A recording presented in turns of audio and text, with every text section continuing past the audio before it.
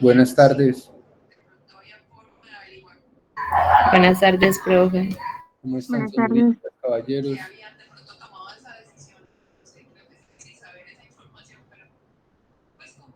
Vamos a esperar un minutico que se unan más personas, por favor.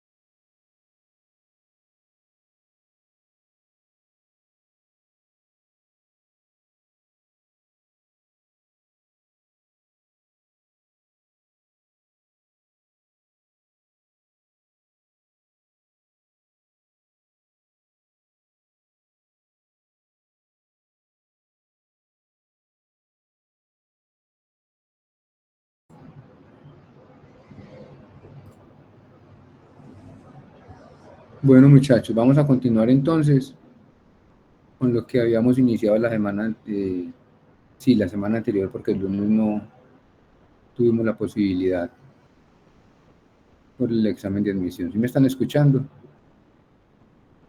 Sí, profe. Sí, profe.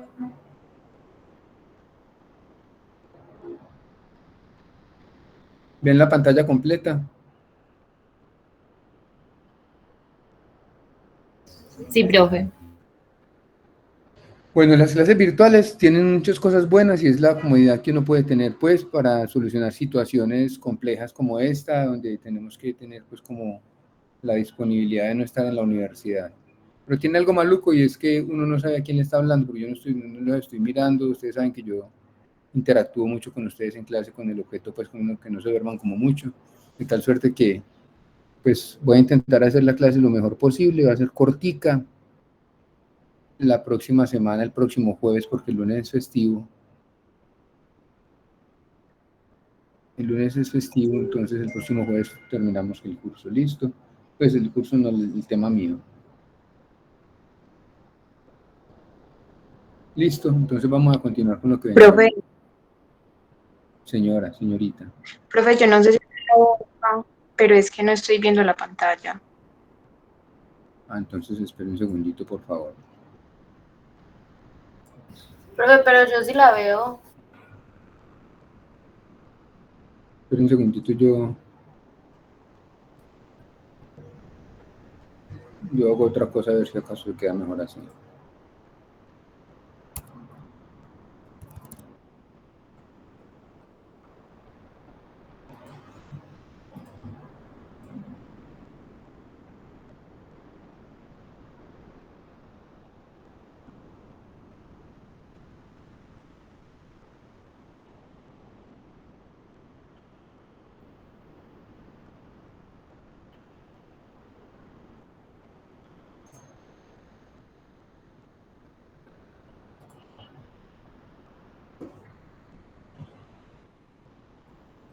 Ahora sí ven la pantalla. Sí, profe. Sí, profe. Bueno, excelente. Vamos a comenzar entonces. Recuerden que la semana anterior habíamos quedado en este temita, estábamos hablando de las, devolvamos una diapositiva. Habíamos hablado de los sistemas de dos componentes, ¿recuerdan? ¿Quién me recuerda este primer componente?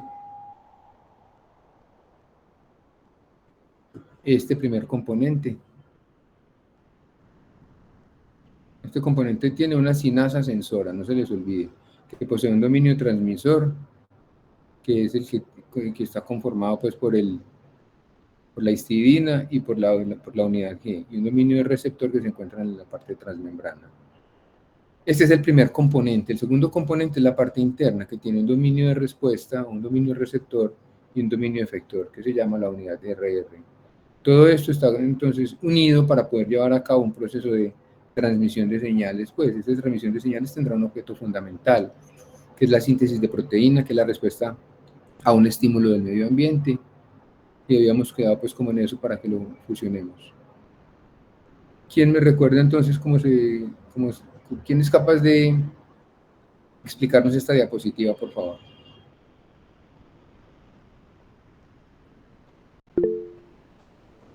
Nadie. Por eso no me gustan las Profe, virtuales. es que hay un estímulo que el estímulo es la estrella.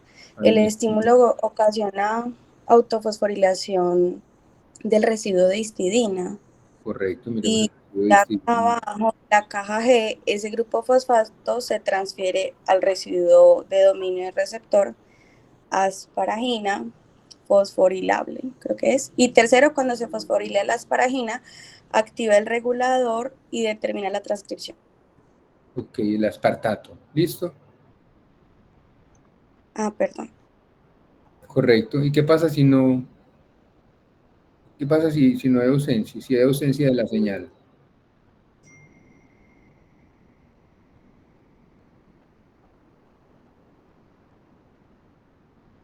Recuerden que si Ya hay no se ausencia de la fosforila. señal, exacto, entonces la sinasa sensora, que es esta, que recuerden que es este dominio, esta parte inicial, ¿sí? Actúa como fosfatasa, por lo que el grupo fosforilo por el grupo fosforilo se elimina del residuo, de histidina. Y este se recicla. Si se elimina el residuo de histidina, entonces ya no generará esta señal de 1 a 2 a 3. ¿Sí? Y por lo tanto se recicla pues como al medio para que sea utilizado como fosfato inorgánico. Eso fue lo que vimos la semana anterior, esto también lo mencionamos. En E. coli hay dos porinas, la OMPF y la OMPC. Estas dos porinas regulan la difusión pasiva de moléculas pequeñas e hidrofóbicas a través de la membrana externa, permitiendo así la rápida adaptación de las células a cambios osmóticos. Entonces recuerden que estas dos porinas, sí, están involucradas en la adaptación a cambios osmóticos. Disculpa si me ahogué. Este pues es un sistema de dos componentes, miremoslo acá. Vamos a mirar qué pasa cuando hay baja osmolaridad en A. Esta es la membrana extracelular, la parte externa es el espacio periplásmico y esta es la membrana interna. Cuando hay poca osmolaridad, ¿quién me sigue? Vamos, esto es un sistema de dos componentes. Recuerden que este es el dominio 1 o el componente 1, lo mismo que vimos ahorita, y este es el componente 2. ¿Sí? ¿Vamos claros ahí? ¿Vamos claros, señoritas y caballeros? Sí, profe. Sí, profe. Sí, profe. Entonces, cuando hay ausencia de estrés osmótico o baja osmolaridad, la actividad de la fosfatasa predomina. Sí, se fosforila. Por lo que OMPR, que es esta molécula, se encuentra mayoritariamente defosforilada. Miremos que no se le pega el fosfato, activando la expresión de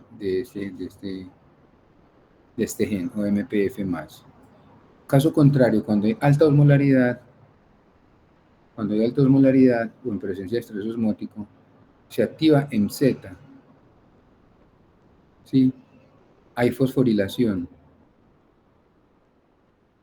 Y si hay fosforilación, hay un bloqueo y por lo tanto no se activa se activa el OMPC y no el OMPF. Recuerden que, por ejemplo, el OMPC y el OMPF son las dos proteínas. Lo que les había mencionado, son dos porinas. ¿Qué es una porina? Es una proteína de membrana. Entonces vamos al caso donde hay alta osmolaridad, hay fosforilación. Y si hay fosforilación, recuerden que la fosforilación puede inhibir la transcripción. En tanto que si aquí no hay fosforilación, entonces no se inhibe la transcripción y hay expresión del OMPF. ¿Sí? ¿Cómo vamos a resumir esto? ¿Cómo nos tiene que quedar muy claro? En baja osmolaridad no hay fosforilación del residuo de histidina. En alta osmolaridad hay fosforilación del residuo de histidina. Si se fosforila el residuo de histidina, se activa el sistema de dos componentes generando un bloqueo. Si no se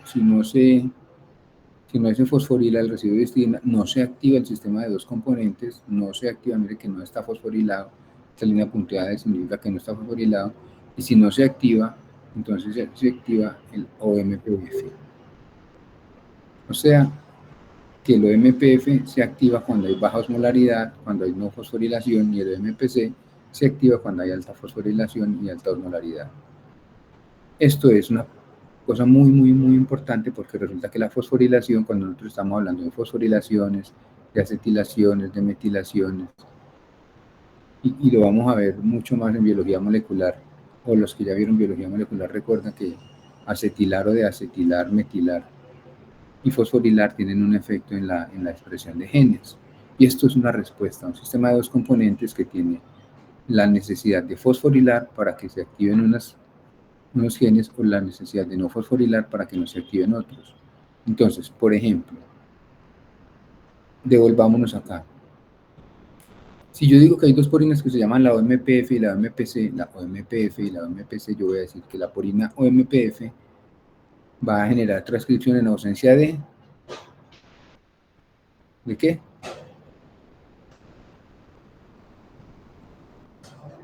Pero ¿qué es lo que no está pasando acá?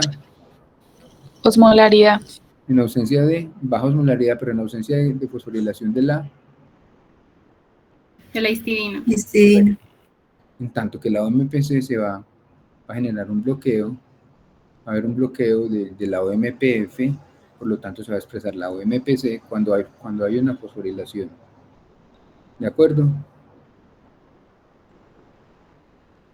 Vuelvo y digo, vamos a retomar eso que me interesa que les quede muy claro. Cuando hay fosforilación del residuo de histidina, hay una activación del sistema de dos componentes, bloqueando el OMPF y por tanto permitiendo la transcripción de OMPC. Por lo tanto, la expresión de OMPC está relacionada con alta osmolaridad. Cuando no hay fosforilación, no hay bloqueo de OMPF, por lo tanto, hay expresión de OMPF más que se expresa en baja osmolaridad. ¿Quedó claro? Sí, profe. Sí, profe. Ya lo que sigue es muy fácil. Eso era lo difícil de hoy.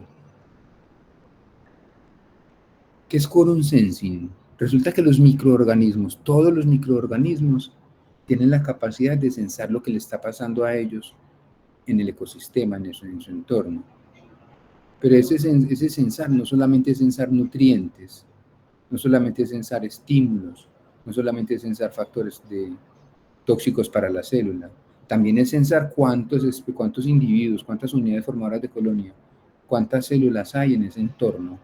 Si hay muchas células, entonces él genera una regulación en la duplicación, porque dicen, pues somos muchos y nos vamos a morir. Quorum sensing es un sistema de regulación que involucra la expresión de genes en respuesta a las fluctuaciones de la densidad poblacional. ¿Sí? Densidad de la población, el mismo sensa cuando hay muchos. Las bacterias producen y liberan señales moleculares llamadas autoinductores que incrementan en concentración en función de la densidad celular. Si hay muchos autoinductores, estos van a aumentar en relación a la función de la densidad celular. ¿Qué significa? Si hay mucha densidad celular, hay muchos autoinductores. La detección de este mínimo estímulo y concentración lleva a una alteración en la expresión genética, es normal. Significa que estos autoinductores tienen un efecto sobre la funcionalidad celular y tienen un efecto sobre la densidad poblacional. ¿Cómo? Mediante alteración en la expresión genética. Gram positivos y gram negativos usan quorum sensing como sistemas de comunicación que regulan una diversa cantidad, un diverso tipo de actividades fisiológicas, lo que se les estaba mencionando. Esos procesos incluyen simbiosis, virulencia, competencia, conjugación, producción de antibióticos, motilidad, esporulación y formación de biopelículas. Mire que el quorum sensing no solamente sensa la cantidad, sino que también es capaz de sensar a partir de esa cantidad el efecto en las interacciones celulares y en la respuesta de ellas al ecosistema. Ok. Miremos lo que pasa en esta imagen. Tenemos una concentración extracelular mayor que la concentración intracelular, menor que una concentración intracelular mayor que la concentración extracelular, como lo vemos acá. Vemos cómo los autoinductores, que son estas bolitas rojas, son eliminadas al medio. En la medida en que se eliminan al medio, van a generar duplicación o multiplicación de las células, pero también van a generar un aumento de ellas en el medio. Si hay muchas más en el exterior que en el interior, entonces ya va a haber una disminución en la población celular con relación al número de moléculas autoinductoras. ¿Qué significa esto? Que en la medida que las bacterias se reproducen, cada vez hay más células que producen autoinductores. Esto va a generar una masa crítica de células. Porque ¿qué hacen estos autoinductores? Van a estimular, este señor, esta bolita roja, va a estimular la duplicación de la célula que la produjo, por eso se llaman autoinductores. En la medida en que la célula se reproduce, en la medida que la célula gana en tiempo, pues va a producir también más autoinductores. Estos autoinductores tienen dos fenómenos. Entonces, cuando los autoinductores tienen una densidad poblacional pequeña, van a generar cascadas de señalización que estimulan la duplicación celular. En tanto que cuando las células se encuentran en gran cantidad y los autoinductores en gran cantidad, esto genera una regulación negativa que significa que desestimula la duplicación celular. En resumidas cuentas, un autoinductor es una molécula que tiene como función importante estimular la duplicación celular de la célula que la produjo. La célula produce una molécula que estimula a sí misma. Eso es un autoinductor. Pero ese autoinductor tiene dos señales, dos funciones. ¿Cuál es la primera de ellas? Cuando hay poca densidad poblacional, el autoinductor es un estimulante de la duplicación celular. Pero cuando el autoinductor está en altas concentraciones, termina siendo un regulador de la transcripción, es decir, un regulador de la duplicación celular. ¿Cómo encontramos esto entonces en un sistema? Resulta que hay dos modelos importantes, modelos gram negativos y modelos gram positivos. A la izquierda aquí tenemos un modelo gram negativo de Vibrio Fischeri. Ahorita les voy a mostrar otros ejemplos en el que tenemos entonces las bacterias gram negativas producen autoinductores que se llaman el LUX1, un activador que es LUXR, el autoinductor propiamente dicho que es el AHL. Entonces miremos cómo la molécula es producida al interior de la célula, se libera al medio y vuelve e ingresa por un receptor. Se llama el LUXR. Este receptor genera una cascada de señalización que llega al gen blanco, estimulando la duplicación de esta célula. Entonces el autoinductor en los gram negativos se va a llamar AHL. ¿Sí? ¿Cuál es su importancia? Se produce al interior, se libera, vuelve e ingresa para generar una cascada de señalización, para generar una duplicación celular. En tanto que en gram positivos, como el Staphylococcus aureus, por ejemplo, no van a producir AHL, sino que su autoinductor se va a llamar autoinducing peptides, que lo conocemos como el AIP. ¿Sí? El AIP se elimina al medio y genera un sistema de dos componentes. En un sistema de dos componentes genera una cascada de señalización estimulando la duplicación celular. ¿Cuál es la diferencia entonces entre gram negativos como este y gram positivos como este? Primero, la molécula autoinductora, AHL, en los gram negativos y AIP en los gram positivos. ¿Vamos claros ahí? Sí, profe. Segundo, que en los gram positivos, en los gram negativos, perdón, no actúa un sistema de dos componentes. Miremos que aquí tenemos un sistema de dos componentes. En el gram positivo y en el gram negativo, pues no, tenemos una molécula que tiene un ligando, un ligando que es el autoinductor que tiene un receptor al interior de la célula generando una cascada directamente en la expresión de genes. Tanto que acá es un sistema dependiente de fosforilaciones. Para ser más detallados, miremoslo acá.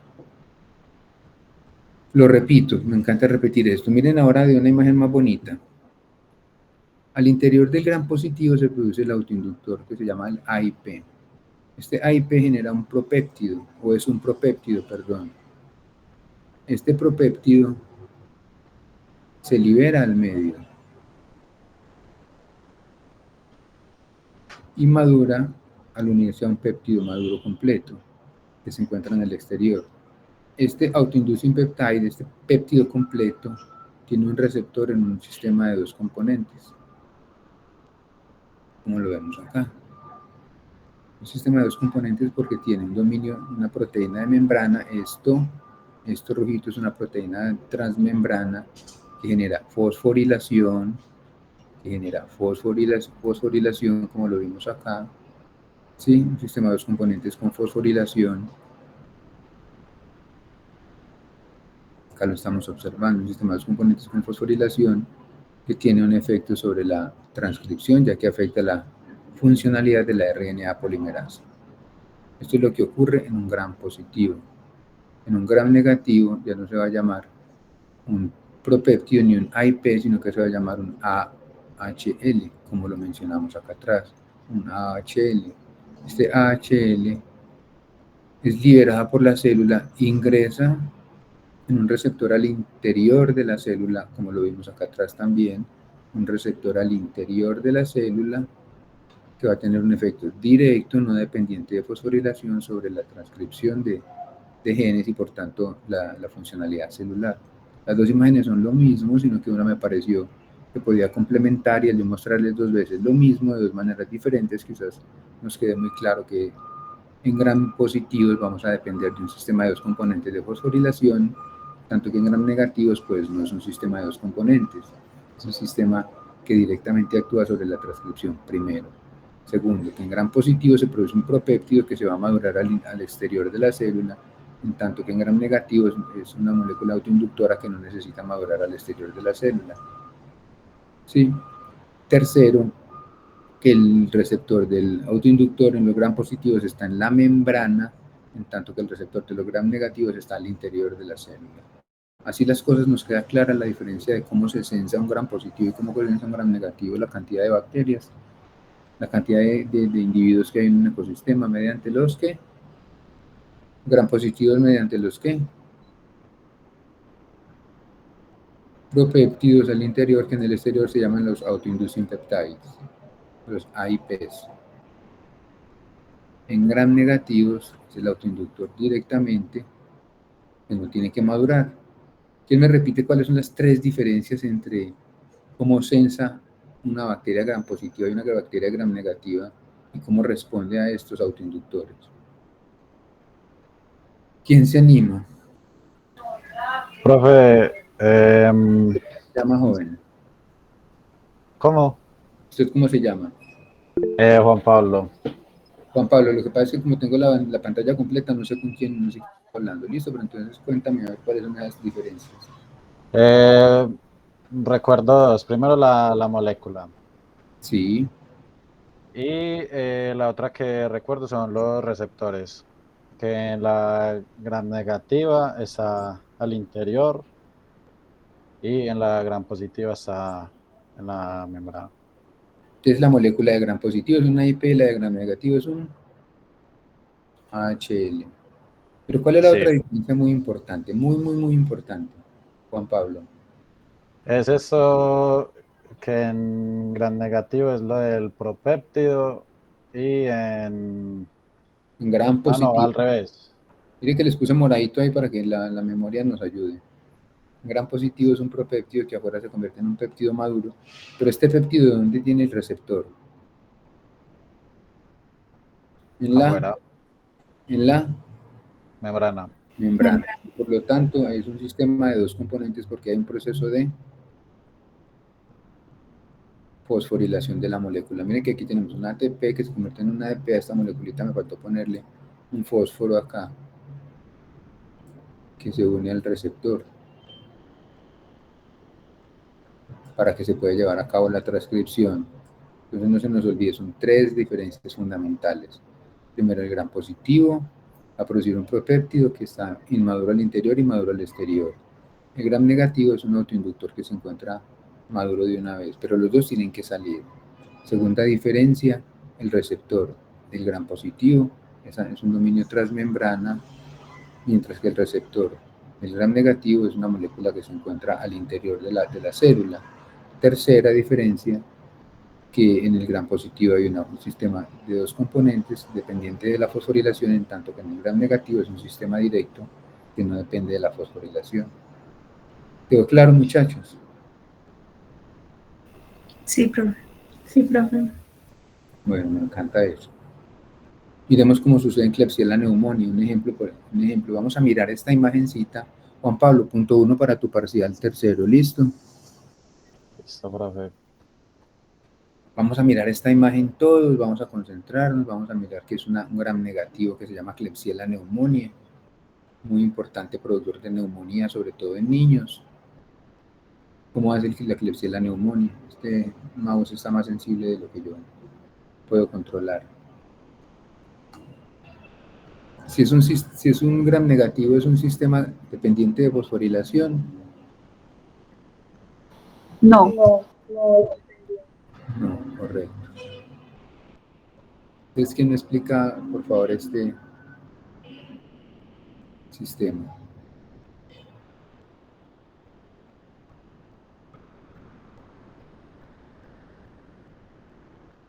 Primero, ¿dónde se sintetiza el sistema de el autoinductor?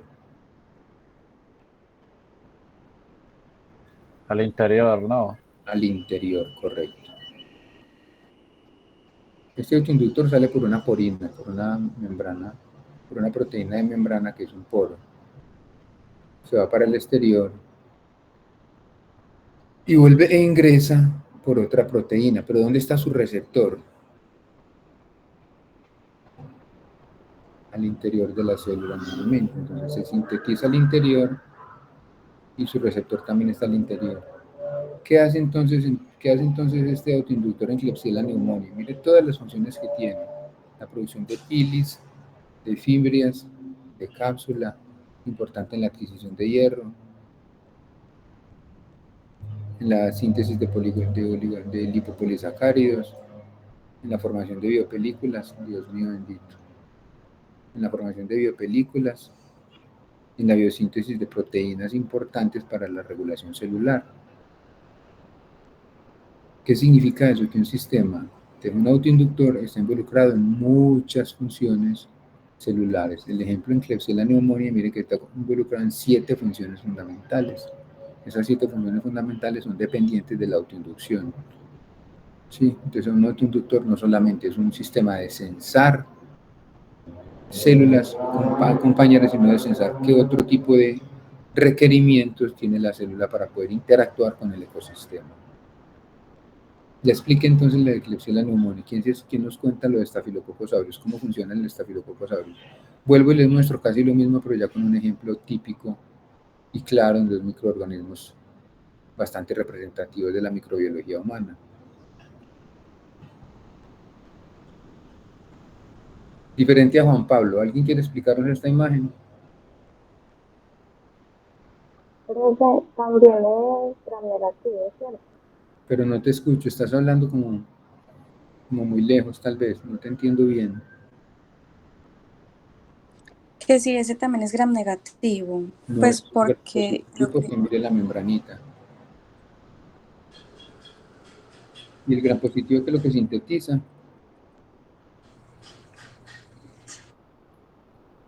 Propéptido. Aquí tenemos acá. Propéptido. Sígame pues, continúe. El propéptido sale de la célula. ¿Y qué pasa?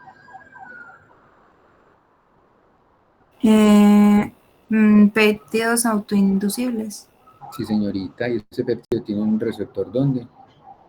en la membrana. Cuando el péptido llega a la membrana, ¿qué pasa? Hay un sistema dependiente Fósforo. ATP. de ATP. ¿Qué pasó aquí? Se liberó Libera un ADP, ¿no? un fosforito solamente. Ese fosforito viene para acá. Este segundo componente, recuerden que este es el primer componente, este es el primer componente. Este segundo componente es el que tiene efecto sobre la transcripción de este gen o de estos genes o de todos estos genes. Miren lo que hace entonces este ARA. Estimula la síntesis de exoproteasas, de enterotoxinas, de resistencia a la meticilina, que es un antibiótico muy grave. Los estafilococos aureus resistentes a la meticilina son muy peligrosos. Leucocidinas, lipasas, alfatoxinas, ureasa. Es decir, sin factores de virulencia y resistencia. Pero también fibronectina, proteínas que se unen a fibronectina A y B, permeasas y otras proteínas de superficie. Pero también produce involucrado en la síntesis de alfatoxinas por este gen. Pero también la síntesis de PSM, que son moléculas solubles a fenol. Pero también sintetiza ARD, que es lo más importante. No es lo más importante, es lo que quiero resaltar. A ustedes les van a resaltar esto mucho en bacteriología, pero ya saben que es un sistema de 2 componentes, que es un sistema dependiente de la fosforilación, que la molécula se sintetiza al interior de la célula como propéptido, madura al exterior, vuelve a la célula, estimula una cascada de señalización para que este segundo componente tenga un efecto sobre los promotores. El efecto sobre este promotor P2 genera síntesis de moléculas como la ARD. ¿Qué es la ARD? La molécula que estimula la síntesis del propéptido. Mire que es una vía de señal, una vía circular, una vía de señalización continua. Volvamos a mirar. Se sintetiza el propéptido, sale, madura, se reconoce, ingresa, primera señal, se fosforila el ARDE, actúa sobre los promotores que tienen todas estas funciones, pero además de producir la molécula que va a producir nuevamente el propéptido. ¿Sí ven qué tan bonito es el sistema de regulación? ¿Alguna pregunta? No, profe. Correcto. Ahora vamos a otro gran mecanismo de interacción celular, lo más de bonito, que se llama formación de biopelículas. Una biopelícula se define como una comunidad de microorganismos adheridos a una superficie inerte o viva mediante una matriz polimérica. Un polímero es una sustancia que producen las bacterias, los hongos, los microorganismos, liberan al medio, y este polímero es como una pega, le sirve al microorganismo para pegarse. ¿Pegarse de dónde? Pegarse de la superficie celular, o de la superficie viva, o de la superficie inerte. Sí, entonces, ¿qué es lo primero que acontece? Hay varias fases, que se llama el attachment, que es la adherencia, que es cuando un microorganismo se adhiere, la adherencia del microorganismo, la formación de microcolonias, la formación de una matriz. Cuando esa matriz está muy grande, se revienta o madura la biopelícula y libera nuevamente sus componentes para iniciar otra biopelícula cerca. Algunas bacterias van a formar en las biopelículas factores de virulencia, algunos hongos también. Van a expresar, factores de virulencia. Esos factores de virulencia son, por ejemplo, el cambio morfológico, que la teníamos como una levadurita, por ejemplo, como una estructura circular, pero cuando ya se adapta al medio, libera factores de virulencia y se alarga. Este alargamiento produce una penetración en el tejido, generando procesos inflamatorios. ¿Sí? Ese cambio fenotípico es muy importante, porque ese cambio fenotípico le va a favorecer al microorganismo para poder ser más exitoso en el proceso de adaptación a la superficie a la cual se adhiere. No es tan buena idea para nosotros que sea tan exitoso, porque mientras la biopelícula sea más grande y sea más fuerte, más difícil va a ser el tratamiento. ¿Por qué? Por muchas razones. Si esto es un sistema cerrado, la penetración de antibióticos va a ser muy ineficiente. Por lo tanto, la resistencia microbiana se ve beneficiada con la formación de biopelículas. Primero. Segundo, si esto es un sistema cerrado, que es un sistema grande, llega un fagocito de este tamaño, ¿y a qué horas este fagocito va a ser capaz de comerse esta biopelícula? Nunca jamás en la vida. Entonces también es un sistema que inmunomodula o disminuye la eficiencia de la respuesta inmune. Tercero, la formación de esta matriz polimérica al exterior de la biopelícula le genera al microorganismo una cobertura contra las agresiones, por ejemplo, de luz ultravioleta, por ejemplo, de especies reactivas de oxígeno, por ejemplo, de cualquier factor externo adicional o diferente de las células fagocíticas que quieran venir a atacar la matriz o la biopelícula. Por eso las biopelículas son un sistema que, además, como cuarta medida, estimula la interacción entre individuos de diferentes especies. Ven acá una bacteriecita, un individuo verde y un individuo rosado. ¿Qué pasa si estos microorganismos hacen conjugación genética? Van a adquirir factores fenotípicos que pueden favorecer un proceso infeccioso más exitoso. Entonces son 4 cosas muy importantes: resistencia a antibióticos, resistencia a fagocitos, resistencia a factores estresantes del medio ambiente, y la conjugación microbiana. Son factores que, además de la biopelícula, por ser como una estructura grande, además de esa estructura, esas 4 cosas hacen que una biopelícula sea realmente importante para el desarrollo de un proceso infeccioso exitoso. Cuando nosotros veamos pacientes con caries, por ejemplo, con cálculos en los dientes, eso es una biopelícula. Cuando veamos pacientes con un Muget, ¿qué es un Muget? En micología vamos a ver pacientes con SIDA que tienen candidiasis orofaríngea. Entonces es como un algodón, como si tuviera algodón pegado al interior de la boca, en la mucosa bucal. Eso es una biopelícula. Cuando nosotros veamos pacientes, por ejemplo, con cáncer gástrico o con cáncer pulmonar, que tengan procesos infecciosos concomitantes, van a generar biopelículas también. Profe, Señora, Por ejemplo, en los pacientes de VIH que se ve mucho que tienen aftas bucales, ¿tiene algo que ver? aftas o muget, es lo mismo. Sí, señora, Ah, esto es lo que te acabé de decir. Disculpas entonces por no haber dicho el otro nombre, sí. Se conocen como aftas más que como muget. Muget es un nombre más técnico. Pero esas aftas bucales son biopelículas, claro que sí. Si usted no se baña lo suficientemente bien una herida, entonces los microorganismos se van a adherir a la herida, generando también biopelículas. Las quemaduras, cuando un paciente se quema, hay que formarle, tiende a formar biopelículas, entonces si forma biopelículas hay que debridar. Debridar es arrancar la biopelícula, y eso es muy doloroso. Ese es un proceso, es un mecanismo que los microorganismos utilizan para generar un éxito mayor en el proceso infeccioso. Pero además recuerden que hay comunidades microbianas diferentes en una biopelícula. Por ejemplo, ¿recuerdan ustedes cuando yo les hablé de la interacción que primero los anaerobios se adherían, luego los aerobios se ponían en la superficie, que los anaerobios le daban al aerobio un poder reductor importante y que el aerobio lo aislaba al anaerobio del oxígeno? Entonces, resulta que estas biopelículas también son interacciones sinérgicas en la mayoría de los casos. En todo caso, nunca serán interacciones antagónicas. Si son benéficas al menos para uno, si son benéficas, tienen que ser benéficas al menos para uno de los microorganismos de la biopelícula. Entonces hay biopelículas que se llaman biopelículas mixtas, como la que estamos viendo acá, que tiene varias comunidades microbianas, pero también hay otras biopelículas que son biopelículas de un solo individuo que no tienen varias comunidades microbianas. De eso, ¿qué es más grave? En un proceso infeccioso, una biopelícula es muy grave. Por eso cuando tú vas al médico, o cuando tú estás hospitalizado, tu abuelo, tu mamá, tu tía, qué sé yo, cualquier persona, tiene una vía central o una vía, por ejemplo, donde le aplican los medicamentos. Esa vía no puede permanecer más de 24 horas, porque 24 máximo 36 horas, porque empieza la formación de biopelículas. Y esas biopelículas generan sepsis microbiana. ¿Tú te imaginas tú con una aguja y en la aguja que te pone en contacto a vos con el medio ambiente una biopelícula de un estafilococcus aureus resistente a la meticilina o de una cándida?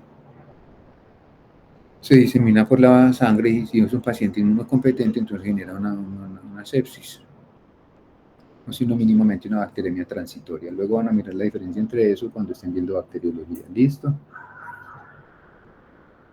Miren las biopelículas, insisto. La unión a la superficie, yo pongo varias diapositivas de lo mismo con el objeto de que aprendamos bastante bien. La unión a la superficie, el agregado y la unión, luego la formación de la microcolonia, y aquí empieza a generar la sustancia polimérica, la maduración, y luego cuando ya se madura se revienta y se dispersa, donde cada uno de estos microorganismos es capaz de formar una nueva biopelícula. Miremos esta imagencita de una biopelícula acá. Microscopía electrónica de barrido, mire cómo se forma esta biopelícula. Y esta otra, ¿qué fagocito, qué célula del sistema inmune va a tener un efecto sobre una biopelícula? Pues ninguno. Es muy difícil porque se hace mucho más grande que un fagocito. Y segundo, si tiene una sustancia polimérica que recubra la biopelícula, entonces eso va a hacer que el fagocito ni siquiera la reconozca, o si la reconoce ni siquiera tiene acceso. Así las cosas, hay conjugación, como les mencioné, hay resistencia a antibióticos, hay resistencia a factores ambientales. Sí.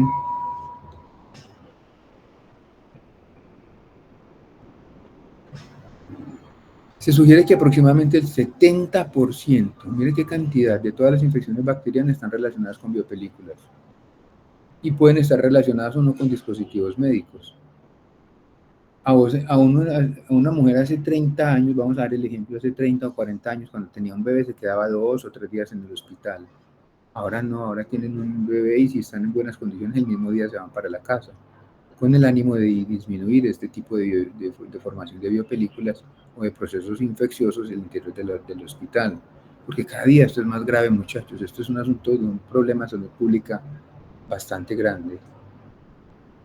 Las infecciones no relacionadas con dispositivos ocurren porque el propio cuerpo proporciona una superficie biótica adecuada que tiene la humedad ideal para que el microorganismo se adhiera.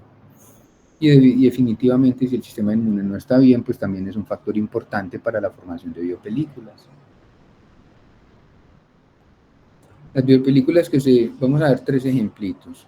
Las biopelículas que se desarrollan en la superficie del diente intervienen con el tránsito de calcio en las células epiteliales, formando biopelículas mineralizadas, que eso es lo que llamamos placa, compuesta por iones de calcio y fosfato. Entonces las bacterias están envueltas en calcio y fosfato, lo que hace pues que sea una biopelícula fuerte y de difícil acceso para los sistemas de limpieza. Tiene que ser una limpieza mecánica, por eso tiene que ser con esa fresita o esa vaina que le molesta mucho a las personas.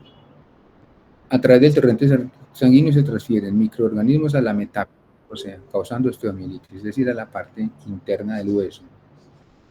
Las acciones del sistema inmune contra el microorganismo hacen que el tejido óseo se degenere y se rompa. Entonces, la respuesta inmune termina siendo absolutamente deletérea o perjudicial para el paciente. Tercero, las biopelículas que carecen en las heridas abiertas de los pacientes diabéticos causan enfermedades crónicas y definitivamente ponen en riesgo la vida del paciente. Y finalmente, a medida que las bacterias aeróbicas crean biopelículas en el exterior de las heridas profundas, las bacterias anaeróbicas invaden el interior, ya esto lo habíamos hablado en clase. Hay numerosos organismos asociados a biopelículas que son responsables de afecciones como otitis media crónica, prostatitis, endocarditis, fibrosis quística y periodontitis. ¿Sí? ¿Cómo es que las biopelículas provocan enfermedades infecciosas?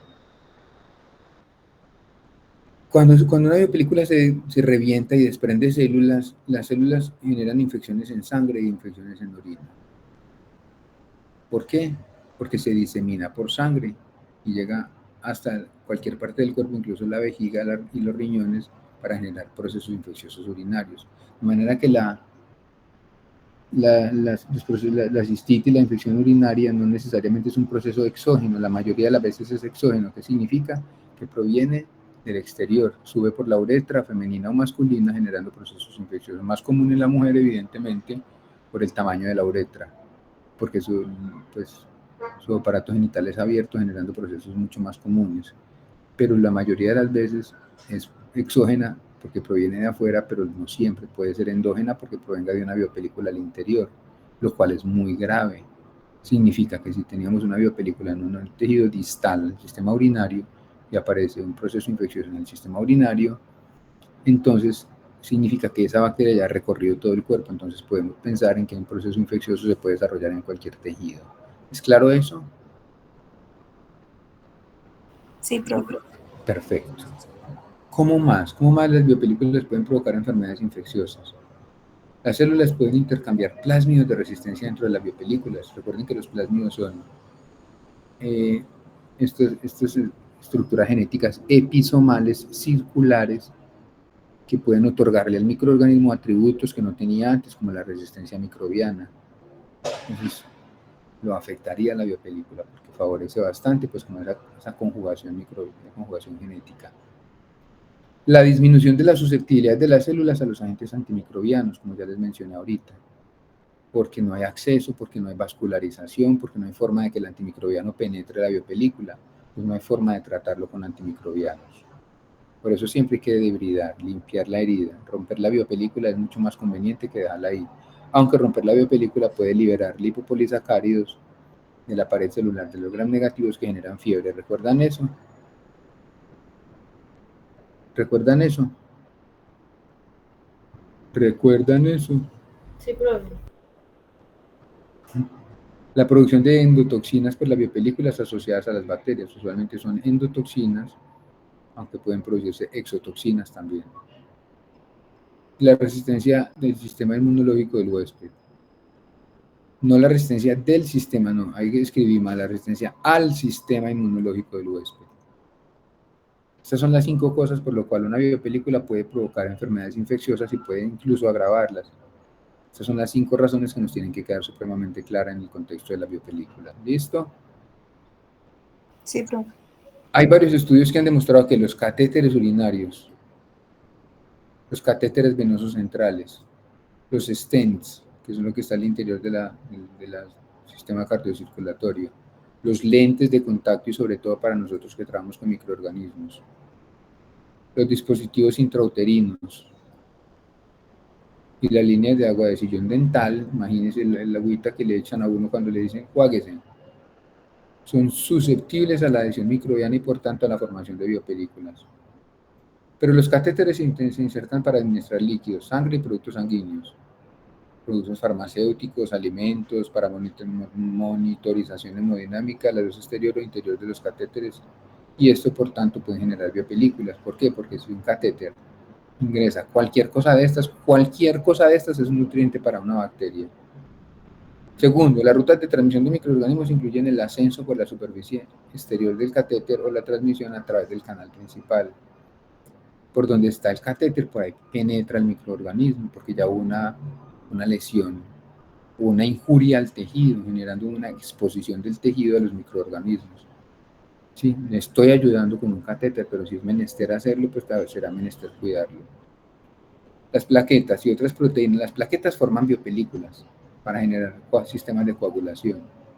Digamos que eso es lo homólogo en el cuerpo nuestro.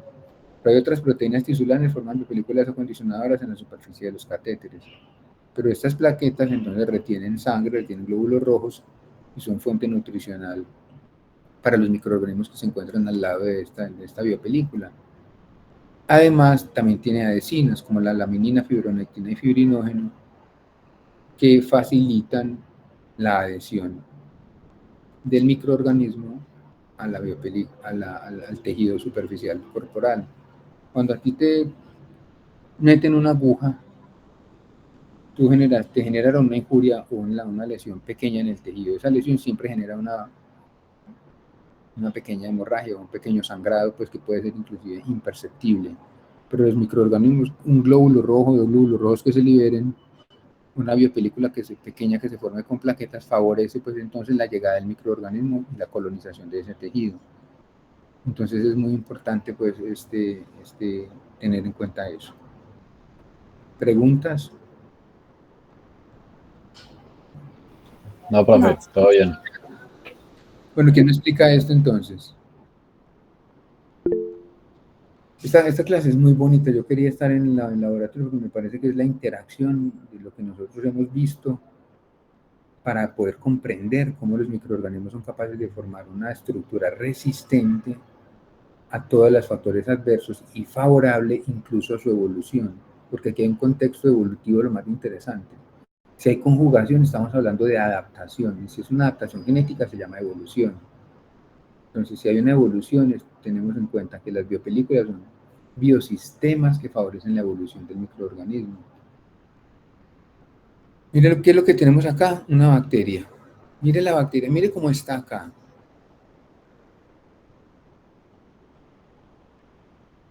Bastante mala mi señalización ahí, mire cómo está acá. ¿Qué diferencia hay de esta bacteria con esta bacteria? Son la misma, pero ¿qué diferencia le vemos? Las fimbrias. O sea que ¿cuál es el principal factor de virulencia ahí? El primer factor de virulencia. ¿La síntesis de qué? Cambio morfológico, ¿no? Exacto. La síntesis de fimbrias. Y ese cambio morfológico, exacto, es dependiente de la síntesis de fimbrias. ¿Qué hacen estas fimbrias? Facilitan la Adherencia. adherencia, ¿cierto? Luego las fimbrias, luego el microorganismo. Recuerden que por acá devolvámonos un poquito. Por acá dijimos que pueden producir ureasa. La ureasa es un factor de virulencia porque le permite al microorganismo nutrirse fácilmente del exterior. Liberando ureasa, va a hidrolizar la urea, que es un factor de virulencia porque le va a permitir, la urea hidrolizada es una fuente de nitrógeno para el microorganismo. ¿Qué está haciendo acá ya entonces el microorganismo? Ya se formó la biopelícula. ¿Está capturando qué? Minerales. Y luego los lisa. Cuando hace una lisis de esos minerales, de esos compuestos complejos, los puede convertir en elementos pequeños Esos minerales son los que le van a favorecer la formación de la biopelícula, el crecimiento del peptidoglicano, el crecimiento de la estructura sólida. Sigue creciendo entonces, sigue acumulando los minerales, acumulando el crecimiento bacteriano, hidrolizando la urea, hasta que se obstruye el catéter. Miren el catéter acá y miren acá cómo se encuentra obstruido. El catéter es todo esto. Todo esto. De acá hasta acá. Todo esto es el catéter. Pero miremos cómo acá se va formando la biopelícula, que es la parte clarita. Cuando ya hubo una gran obstrucción de catéter, el catéter se cerró, está bloqueado. Y esto lo vamos a llamar host protein coating, que es una cobertura de la proteína. La proteína cubre todo el catéter, envuelve todo el catéter obstruyéndolo, taponándolo. Ustedes de pronto han visto, no sé si hayan tenido esa oportunidad, en sus casas o en alguna casa cuando se obstruye una tubería, o un alcantarillado, o algún, por ejemplo, la tubería de la cocina. Cuando quitan el tubo, uno mira la luz del tubo, la luz es la parte interna del tubo y tiene una nata que puede cubrir todo el tubo. Esa nata es una biopelícula también, y es una biopelícula. No es una película, es una biopelícula por un sistema evidentemente no infeccioso para nosotros, pero sí, es un proceso bastante interesante. Pues por eso yo no puedo dejar un catéter mucho tiempo en la misma parte, porque si yo dejo un catéter mucho tiempo, esto indefectiblemente va a ocurrir, porque este microorganismo que estoy señalando acá, que ya he resaltado, probablemente sea microbiota de piel, probablemente sea, no sé, un gram negativo, una E. coli que el paciente tenga en la piel, o puede ser una cándida también, o puede ser un gram positivo. Pero aquí la representación pareciera un bacilito, pero cualquier microorganismo puede formar entonces esta biopelícula, sobre todo cuando está en piel. Si vos estás en piel bien tranquilo como microorganismo y a tu lado le hacen un hueco al paciente y vos te llega sangre, plasma, vos empezás a reproducirte y haces todo este proceso. ¿Alguna pregunta, muchachos? No, profe. Perfecto. Vamos a hablar un poquitico de resistencia a medicamentos. Estafilococo epidermidis, Streptococo epidermidis, Estafilococo epidermidis, perdón, es un microbiota de piel. Puede ser este el ejemplo, aunque no nos coincide la forma de la bacteria. Sí, los aislamientos son resistentes a vancomicina, que es el antibiótico más fuerte. Sin embargo, la resistencia del microorganismo incrementa un 75% de las veces, se vuelve resistente cuando está en una biopelícula. Este microorganismo se trata con vancomicina, pero cuando este microorganismo hace parte de una microbiota, la resistencia incrementa el 75% de las veces. Si lo queremos mirar, todas las biopelículas incrementan, se ha demostrado un incremento de entre 10 y 1000 veces la resistencia antimicrobiana, 1000 veces. ¿Qué significa eso? Que habría que darle 1000 veces la dosis, y un paciente no resiste 1000 veces la dosis. Cuando estén hablando en bacteriología o en micología con nosotros, de resistencia antimicrobiana y de pruebas de susceptibilidad, vamos a entender que la susceptibilidad es un concepto que se hace evaluándola en el microorganismo mismo, pero que no necesariamente se extrapola en el paciente siempre, toda vez que si el microorganismo está formando biopelículas, pues entonces la resistencia será 10 a 1000 veces mayor. Esto es debido a ¿qué? A una inadecuada difusión de los antimicrobianos a través de las biopelículas. Tienen una tasa de crecimiento variado y otras alteraciones funcionales son responsables para el desarrollo de la resistencia. Con una biopelícula, un número de distintos componentes trabajan juntos para mitigar o prevenir completamente el efecto de las drogas. Entre ellos están, nuevamente, insisto, ¿qué es eso que facilita? La disminución en la penetración de la droga, la estructura bioquímica y el microambiente de la biopelícula, y un subgrupo de microorganismos que exhiben una diferenciación similar a la formación de esporas. ¿Qué es una espora? Recuerden que una espora es una estructura de resistencia. Entonces, en la biopelícula puede haber un cambio también del microorganismo para convertirse en una espora que es una estructura de resistencia. Entonces, de esta diapositiva resaltemos dos cosas. Las biopelículas generan una resistencia definitivamente mucho mayor, hasta un 75% de las veces, de microorganismos que no eran resistentes, se convierten en resistentes. El incremento en muchos estudios ha mostrado que tiene un efecto entre 10 a 1000 veces más, debido a lo que ya hemos hablado, a lo que ya sabemos de las biopelículas. ¿Listo? Preguntas en esta diapositiva muy sencillita. ¿Preguntas? No, profe. No, profe. Finalmente, resulta que una biopelícula tiene dos zonas. La parte interna, que es una zona hipóxica, y la parte externa es una zona no hipóxica, pues en presencia del oxígeno. Tiene sustancia polimérica extracelular en la parte externa. Esta sustancia polimérica extracelular tiene muchos efectos. Recuerden que la zona hipóxica es la zona que está, si es una biopelícula mixta, en la zona hipóxica están los anaerobios, en la zona extracelular están los aerobios. ¿Sí? Entonces,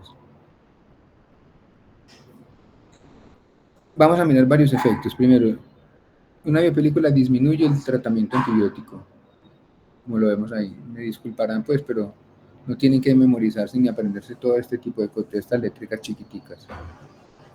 Porque los antibióticos tradicionales tienen menos penetración, se degradan por enzimas y no necesariamente tienen un buen efecto en la zona hipóxica. Entonces actúan por inhibición de la proteína, inhibición de los metabolitos y despolarización de la membrana. Pero estas funciones de los antibióticos se ven absolutamente contrarrestadas por las limitaciones que se muestran acá. No se puede hacer terapia de fagos porque los fagos no van a tener un efecto sino en las superficies celulares que se encuentran en la parte externa, por lo tanto el tratamiento de fagos tampoco. Hay un inhibidor del quorum sensing, evidentemente, porque la biopelícula pues se va a regular ella misma. No es posible el tratamiento con anticuerpos monoclonales, porque el anticuerpo monoclonal no va a penetrar la biopelícula, y las biopelículas tienen una interacción positiva con todos los microorganismos, con todas las plantas, perdón, en la mayoría de los casos. Por lo tanto, sacámosle algo bueno a las biopelículas, la interacción con algunas, como la Arabidopsis peniculata, perdón, va a permitir que se produzcan productos naturales a partir de los extractos que se saquen. Entonces resumamos en tres cositas esta diapositiva. Primera cosita, hay una zona hipóxica y hay una zona aeróbica. La zona hipóxica, pues, si es una biopelícula mixta, conformada por microorganismos anaerobios, en tanto que la superficie por microorganismos aerobios. Hay una disminución o un bajo efecto de los antibióticos tradicionales por estas limitaciones que tenemos acá. No se puede la terapia fágica por fagos, que no se usa casi nunca, es utilizar virus que lisen las bacterias, no vamos a tener penetración del virus al interior. No hay una inhibición del quorum sensing, pues ella se regula solita, y sobre todo no hay producción tampoco ni efecto de anticuerpos monoclonales. ¿Por qué no sirve nada? Porque la biopelícula no permite la penetración de nada. Es básicamente por eso. En tanto que las biopelículas sí tienen un efecto positivo en la interacción con las plantas, sobre todo para la producción de productos naturales, valga la redundancia. ¿Alguna pregunta, muchachos? No, profe. ¿Qué es un probiótico? Permítanme un segundito, por favor. Un segundito, por favor.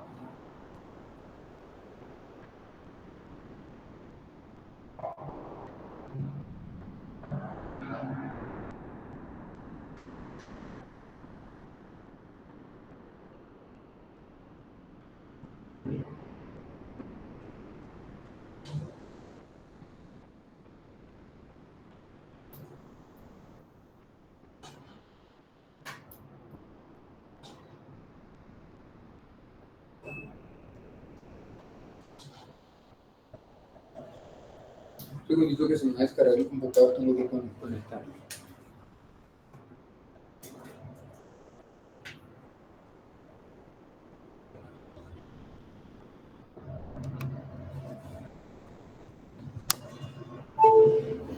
Correcto.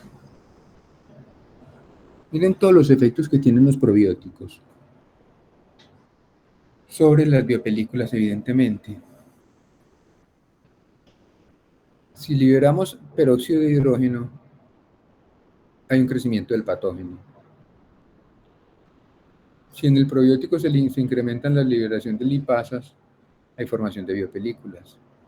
Si hay incremento de indol, va a generar un sistema de señalización de quorum sensing. Sí, pero si esto no es efectivo, entonces será un efecto contrario, evidentemente. Porque, ¿qué es lo que se busca? Por ejemplo, que la liberación de peróxido de hidrógeno disminuya el crecimiento del patógeno.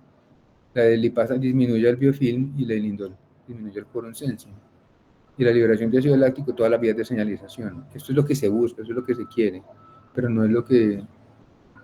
Si no tiene efecto, pues...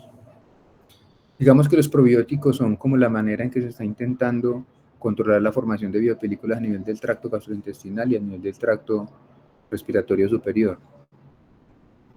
Darle a un paciente probióticos estimula todo esto, que puede tener un efecto inhibidor sobre todo esto. ¿Sí? ¿En quién? En el microorganismo que está formando la biopelícula. O puede tener un efecto activador sobre el sistema inmune. ¿Será verdad eso? Yo la verdad no estoy tan seguro que eso sea tan bueno. Quiero compartirles esta diapositiva, pero entonces miren. En teoría, vamos a resumir, en teoría los probióticos tienen un efecto haciendo esto. Esto es lo que hacen los probióticos.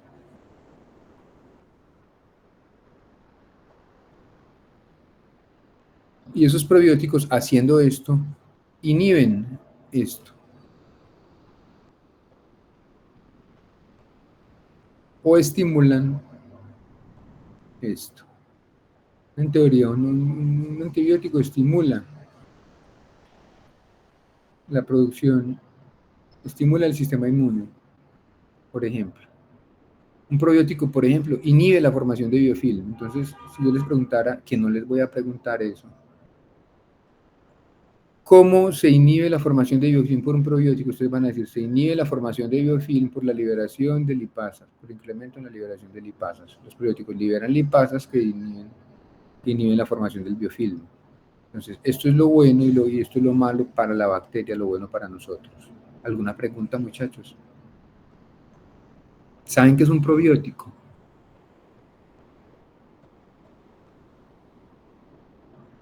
Sí, profe. ¿Qué es un probiótico?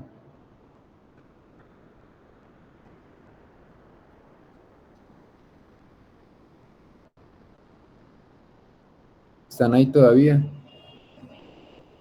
Sí, profe, todavía seguimos acá. Profe, pues son como esos microorganismos que uno consume, pues puede ser en yogur, esos de que son benéficos para la microbiota intestinal o... Para el equilibrio de los sistemas corporales, en teoría. ¿Por qué? Porque hacen todo lo que está acá. Todo esto es lo que hacen los probióticos. Inhiben esto en los microorganismos. Favorecen esto en el sistema corporal, en el sistema inmune de la persona. ¿Listo? ¿Quién es capaz de leerme esta diapositiva? Está muy facilita. ¿Qué es lo que son las AHL? Son los autoinductores de las gram negativas, ¿no? ¿Estamos de acuerdo, muchachos? Sí, Sí, profe. Correcto. ¿Quién me respondió? Daniela Peñuela. Daniela Peñuela, .1 en tu parcial. Entonces son dos hoy, Juan Pablo y Daniela hasta este momento. Listo, ¿quién me explica esta diapositiva? Creo que es la penúltima.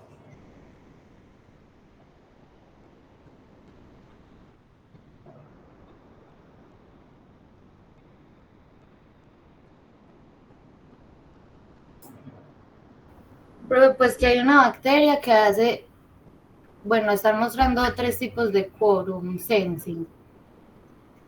Uno que es el quorum sensing normal, que es los rombitos rosados, son moléculas autoinductoras. El otro que es quorum sensing competitivo, que tiene receptores de BALH, y los rombitos que son como verdes son inhibidores de quorum sensing. Y el quorum quenching tiene los receptores de ALH y quorum quencher. Pero no sé. Quorum quencher es un sistema de señalización. Es un sistema de señalización que estimula o bloquea. Entonces, es un quorum sensing normal, donde él sensa sus propias moléculas, un quorum sensing donde hay una competición, donde hay uno activo y otro que bloquea, un quorum quenching que genera una señal que estimula el reconocimiento de las células vecinas. ¿Listo?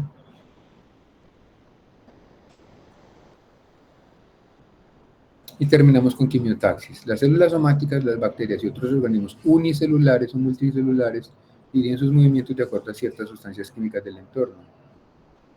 Esto es importante para que los microorganismos encuentren un alimento migrando hacia la mayor concentración de moléculas de alimento o huyan de los venenos. En los organismos multicelulares es fundamental para el desarrollo temprano, por ejemplo, los espermatozoides durante la fertilización, así como por ejemplo la migración de leucocitos. El cambio aberrante de la propiedad general de estas redes que controlan la quimiotaxis puede inducir a la carcinogénesis. La quimiotaxis aberrante de leucocitos y linfocitos contribuye a enfermedades inflamatorias como la arteriosclerosis, asma y artritis. Y dejé algo para mencionarles, no en la diapositiva, sino que en los procesos inflamatorios o infecciosos con hongos, con hongos levaduriformes en las mucosas, por ejemplo, lo que ahorita la compañera nos habló del Muget, o de, ¿cómo fue el otro nombre que le diste, señorita? El thrush. Las aftas bucales. Las aftas bucales, gracias ese nombre porque se me olvidará siempre. Las levaduras que se encuentran ahí van a formar blastoconidia. Las blastoconidias que se encuentran ahí, van a formar hifas o pseudohifas, que son estructuras alargadas que penetran el tejido. ¿Para qué penetran el tejido? Porque están migrando hacia una mayor concentración de moléculas de alimentos, están buscando nutrientes y también huyendo, por ejemplo, de la citotoxicidad. Esa migración genera ruptura del tejido del paciente, generando procesos inflamatorios. Entonces el movimiento no siempre es tan bonito como el espermatozoide buscando el óvulo o como los leucocitos durante un proceso infeccioso, sino que también puede ser perjudicial cuando el microorganismo que estaba como microbiota en la mucosa, entonces ya es capaz de penetrar tejidos generando ese proceso inflamatorio. ¿Listo?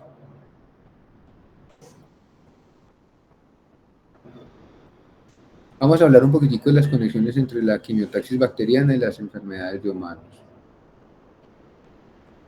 La quimiotaxis bacteriana es ampliamente conservada, es un sistema de sensores muy antiguo, evolutivamente muy antiguo, que facilita la movilidad flagelar en contra o evitando los gradientes físico-químicos, o favoreciendo de acuerdo si el gradiente físico-químico es favorable o deletério. Muchas bacterias que causan enfermedad en humanos, especialmente enfermedades gastrointestinales, tienen grandes porciones de su genoma en los quimiosensores. Ha sido propuesto que secuelas muy importantes resultan de la infección bacteriana se pueden prevenir por la disminución de la quimiotaxis. Es absolutamente lógico. Y en definitiva, la patogénesis bacteriana es casi siempre incrementada a través del sensar del ambiente que lleva a expresión coordinada de factores de virulencia. Entonces, hay 4 cosas a resaltar. Quimiotaxis bacteriana, en muchos microorganismos tiene grandes porciones del genoma involucrados en eso, previene la irrupción de quimiotaxis y sobre todo los factores de virulencia. ¿Listo? Y vamos a, creo que esta es la penúltima, no sé si dejar esto para la próxima clase, pero es lo siguiente. Las especies químicas que provocan respuestas quimiotácticas se llaman quimioefectores. Los productos químicos que promueven el movimiento se llaman quimiorrepelentes. Los que atraen se llaman quimioatrayentes. y la percepción de los quimioefectores se ve facilitada por los quimiorreceptores. Entonces hay 4 nombres: quimioefectores, que tienen un efecto; quimiorrepelentes, que repulsan el movimiento; quimioatrayentes, que atraen el microorganismo; y quimiorreceptores, que son las moléculas sobre las cuales el quimioefector tiene un efecto. Sí, quimiorreceptores es el sitio en el cual el quimioefector ejerce su función. Usualmente son proteínas. Esto es muy importante. ¿Por qué? Porque resulta que cuando nosotros estamos hablando de motilidad microbiana, entonces vamos a decir, mire, el quimioatrayente, por ejemplo, el quimioatrayente facilita la migración de una célula de un lugar a otro. Ustedes no han pensado por qué en un proceso infeccioso humano, cuando tú tienes una herida y se te infecta, ¿por qué se te inflama? Resulta que cuando tú tienes una herida se liberan quimiotoxinas. Las quimiotoxinas o quimioquinas son moléculas que atraen las células del sistema inmune, generando un proceso inflamatorio. ¿Qué es un proceso inflamatorio? Es una concentración de células del sistema inmune que está intentando controlar un proceso infeccioso incipiente, un proceso infeccioso que está iniciándose. ¿Quién hace eso? Las sustancias quimioatrayentes. ¿Qué son las sustancias quimioatrayentes? Son las sustancias que atraen células. ¿Cómo las atraen? Tienen un efecto en un receptor. Hay otras que se llaman quimiorrepelentes, que son las que utilizan los microorganismos cuando sensan que hacia un determinado lugar hay antibióticos, entonces eso es un quimiorrepelente para ellos. Hacen que migren al lado opuesto. Miremoslo acá.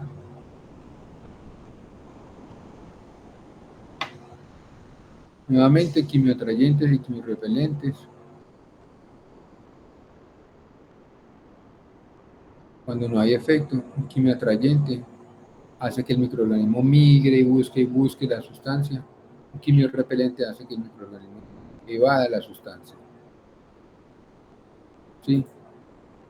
Un gradiente quimiorrepelente hace que el microorganismo vaya en la dirección opuesta.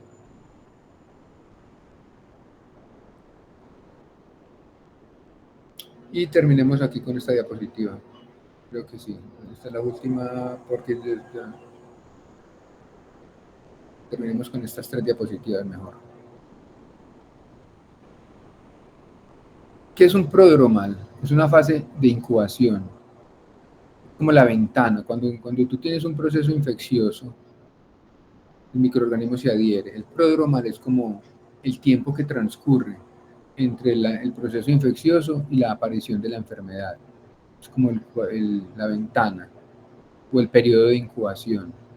La enfermedad puede generar un proceso crónico o generar un proceso cancerígeno. ¿Qué tiene que ver esto con la quimiotaxis? Resulta que durante la incubación los microorganismos son atraídos hacia un determinado lugar. Este es un periodo de adaptación a ese determinado lugar. Este es un proceso de manifestación clínica del microorganismo, donde puede permanecer en el tejido, y si permanece en el tejido puede generar alteraciones funcionales y alteraciones estructurales en el DNA, generando procesos cancerígenos. ¿Sí? Entonces, la movilidad o la motilidad de los microorganismos va desde la incubación, inclusive hasta la aparición de cáncer, porque hay unos procesos cancerígenos derivados de procesos infecciosos crónicos. Por ejemplo, las enfermedades respiratorias crónicas están asociadas con procesos de cáncer de pulmón. Además, los procesos infecciosos a nivel óseo están asociados también con eso. ¿Qué es lo que pasa? Lo que estamos observando acá. Lo que les acabo de escribir arriba lo vamos a graficar abajo. Llega el microorganismo, se adapta, daña el tejido, generando entonces un proceso de sintomatología, genera una lesión crónica y genera una alteración en la estructura del tejido, generando procesos cancerígenos. Eso es básicamente lo que nos quiere mencionar esta diapositiva. Entonces tenemos un proceso descrito arriba de una manera teórica, desde un proceso de incubación hasta cáncer, y abajo tenemos la expresión gráfica de cuando llega el microorganismo, se adhiere se incuba, genera manifestaciones clínicas, genera una lesión crónica y genera una malformación y una mala duplicación de los tejidos donde esta lesión se encuentra de manera crónica, generando procesos cancerígenos. Recuerde que el cáncer pues, sería muy simplista lo que les voy a decir, pero vamos a dejarlo por ahora así. El cáncer es un proceso en el cual las células de un tejido determinado no tienen un control regulatorio de la duplicación celular. ¿Por qué no? Porque se dañó la maquinaria de regulación de celular. ¿Por qué? Por procesos infecciosos crónicos, por estímulos químicos crónicos. El fumar, por ejemplo, genera cáncer de pulmón, pero es porque el constante contacto del alquitrán con el pulmón genera un daño en el tejido.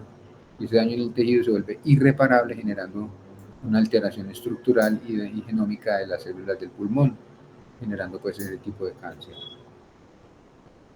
Profe, Pero esto, sí. entonces eso sería como lo que ocurre con las lesiones del virus del papiloma humano que proceden Son a cáncer. 64 serotipos más o menos del virus del papiloma, pero hay como 3 o 4 que son los patógenos. Sí, señorita. Los patógenos generan y penetran el tejido celular subcutáneo, el tejido cutáneo, y generan una duplicación y una propiedad inacertada. Ahora, recuerden que el papiloma puede aparecer en piel o puede aparecer a nivel del endocervix también. Si aparece a nivel del endocervix con unas lesiones que se llaman lies, ¿recuerdan eso? ¿Lo han visto? ¿No lo han visto? Unas lesiones iniciales que se llaman lie, luego posteriormente van a aparecer ya las células cancerígenas, porque el papiloma potencia la mala duplicación y el descontrol replicativo de las células del endocervix, del exocervix, de la mucosa y inclusive de la piel al exterior del órgano genital. Endocervix y exocervix ya sabemos que evidentemente es en mujer, pero recuerden, muchachos y muchachas, ya que lo dijiste, el papiloma también nos puede dar a los hombres. Listo. Y por tanto podemos ser la fuente de infección de la mujer. Recomendación: uno tiene que hacerse ciertos controles de vez en cuando, sobre todo cuando su ginecólogo, su urólogo o su médico general así lo consideren. No les dé miedo, que es mejor hacerse y saber que no, porque eso se puede tratar. Miremos esta tablita. Yo quiero que, porque les voy a poner esta tablita, les voy a decir, interprete esta tablita.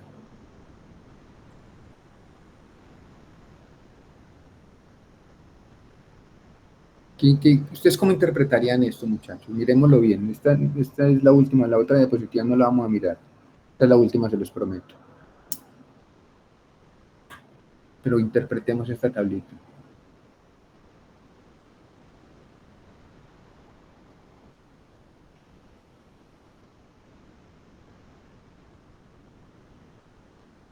Punto 2, para que hagan la interpretación correcta, y vamos a quedarnos un minutico mirándola, o menos de un minuto.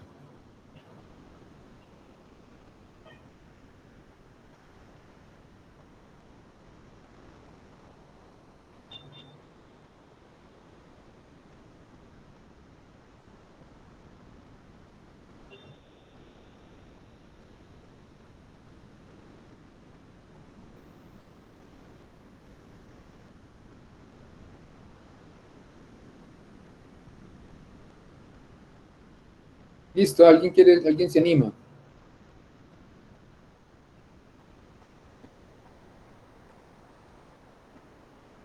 Esto es una línea de tiempo, dime. No, pues no sé, si es como lo que yo creo, de pronto es como o sea, como lo que necesita, digamos, como para ser más, no sé, más virulenta, pues para hacer más virulento el patógeno. Por ejemplo, necesita, por ejemplo, digamos, pues por ejemplo, que se vea ahí menos cantidad de luz. Vamos a partir de, ¿cómo te llamas, señorita? Natalia. Natalia, vamos a partir de que esto es una unidad de tiempo. Esto es el inicio de un proceso infeccioso y este es el final, o la parte, digamos, ya cuando el proceso infeccioso tuvo lugar con una adaptación total. Cuando el microorganismo se adaptó y pudo infectar el hospedero. ¿Qué tenemos acá? Al principio de un proceso infeccioso hay mucha ¿qué? Quimiotaxis, Y movilidad, movilidad. Entonces mire que al principio hay mucha quimiotaxis, pero después se va vuelven sériles, o disminuyendo. sea, adherentes. Ujú. Y hay una movilidad alternativa. ¿Cuándo hay una movilidad alternativa? Cuando se revienta la biopelícula, por ejemplo. Al inicio de un proceso infeccioso, ¿qué hay en el hospedero? En el ambiente del hospedero, ¿qué hay? Muchos, Quimiofactores, pero hay muchos. mm, Microbiota. Microbiota competidora, ¿cierto? Mucho, al principio mucha competencia. sí. Y cuando la infección tiene a cabo, ¿hay competencia o no hay competencia? Cuando la infección está totalmente Ya no guau, hay, pues ya no hay competencia, pues sí. ¿sabe? ¿Qué? Porque ya un microorganismo ganó. Al principio hay mucha integridad de la mucosa, ¿cierto? Sí, Y después, ¿qué pasa con la mucosa? ya no hay integridad. Al principio de un proceso infeccioso,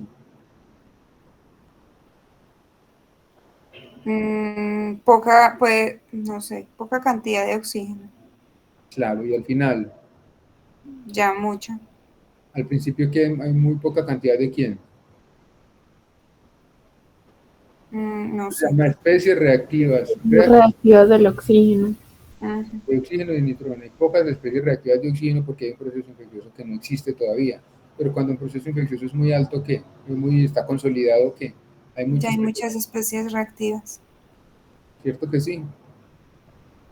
El Profe, principio esas especies reactivas de nitrógeno y de oxígeno son por la acción de las células del sistema del sí, sistema señorita, inmune. sobre todo por la acción de macrófagos, de células dendríticas y neutrófilos.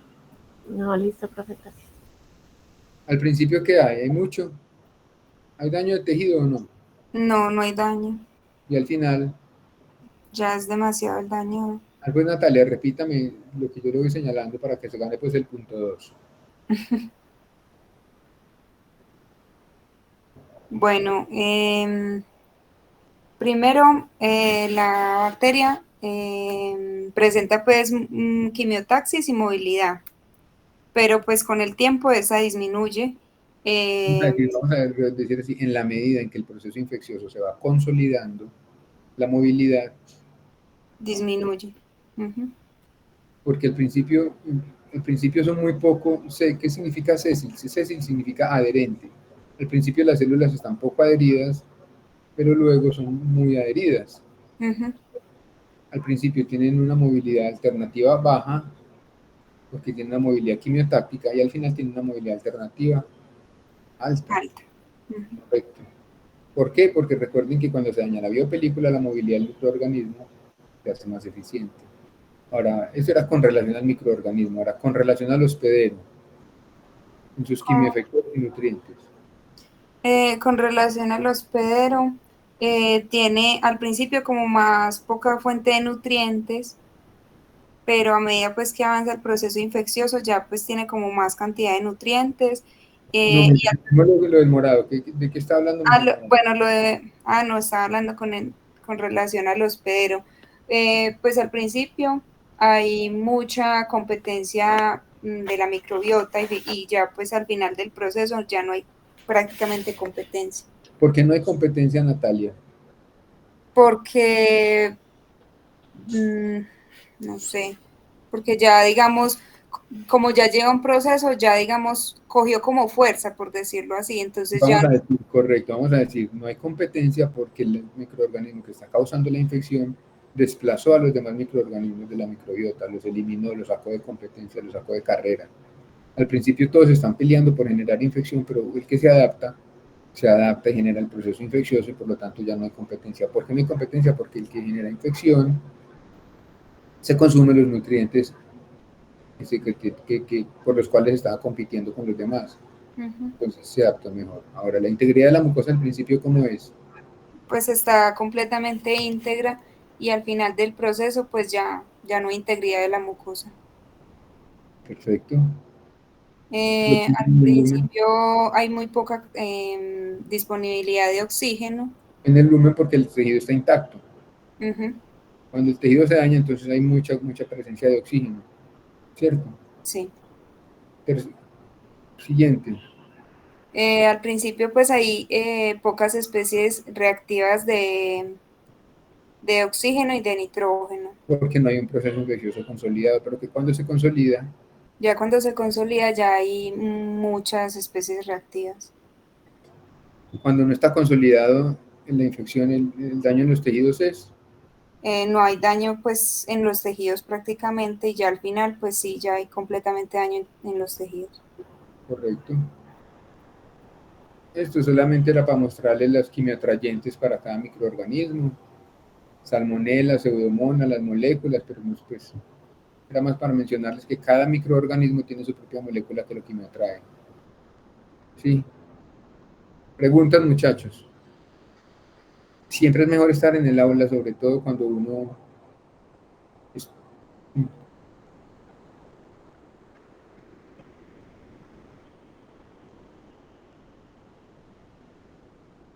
No cuelguen, por favor, 39 personas se conectaron. Bueno, señoritas y caballeros, Natalia, te voy a dar, como la guiaste un poquito, te voy a dar el punto 1, entonces quedamos 3.1 hoy. Juan Camilo, Natalia, ¿y quién más? Daniela. Y Daniela, perfecto. Profe, es Juan Pablo. Juan Pablo, perdón, Juan Pablo, hombre, le pido mil disculpas. Bueno, ¿alguna inquietud? Muchachos, no me cuelguen, por favor, que quiero mencionarles una cosa ya de la coordinación del curso.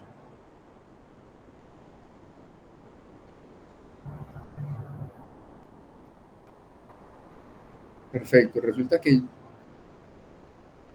tenemos entonces que hoy es jueves 29 de mayo, el próximo jueves 5 de junio es la última clase conmigo y el jueves 12 de junio es el parcial de las unidades 3 y 4. Nos queda pendiente pues una clase, ¿listo? Profe, es Señora. que yo y algunos compañeros queríamos hablar con usted sobre ese parcial, si de pronto hay la posibilidad de que lo aplacemos. Esto debido a que, por ejemplo, en mi caso, tengo parcial de metro, de inmunología del laboratorio y parcial de genética para esa misma semana, porque los compañeros que están viendo metrología con nosotros quieren pasar el parcial para esa semana y son como 33 personas contra 11. Entonces son 4 parciales que me tocarían de jueves, viernes y sábado. Pero usted es guapita. Profe, no, son 4 parciales, es mucho tema, por la propia, por la tengo.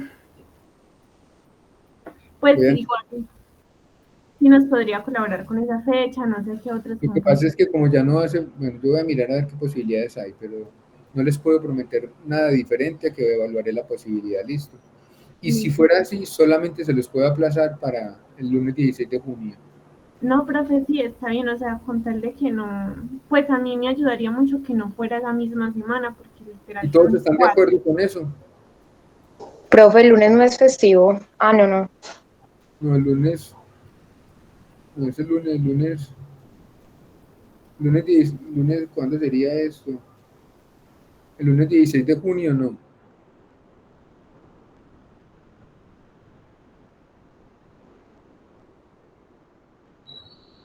¿Todos están de acuerdo?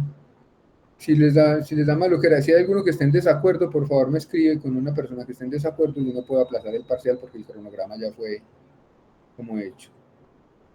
Pero si todos están de acuerdo y nadie me escribe que está en desacuerdo, yo voy a evaluar la posibilidad de que la profesora Susana cambie las fechas conmigo. ¿Listo? Listo, profe. Gracias. Listo, profe. Sí. Profe, una pregunta. ¿Usted me podría regalar un tiempo ahora al final de la clase? Pues ya. Ya, sí, Profe, a mí también. sí, claro, entonces no colguemos, yo me quedo con ustedes. Hasta luego, profe. Hasta luego, profe, gracias. Hasta luego, profe, muchas gracias. Feliz fin de semana.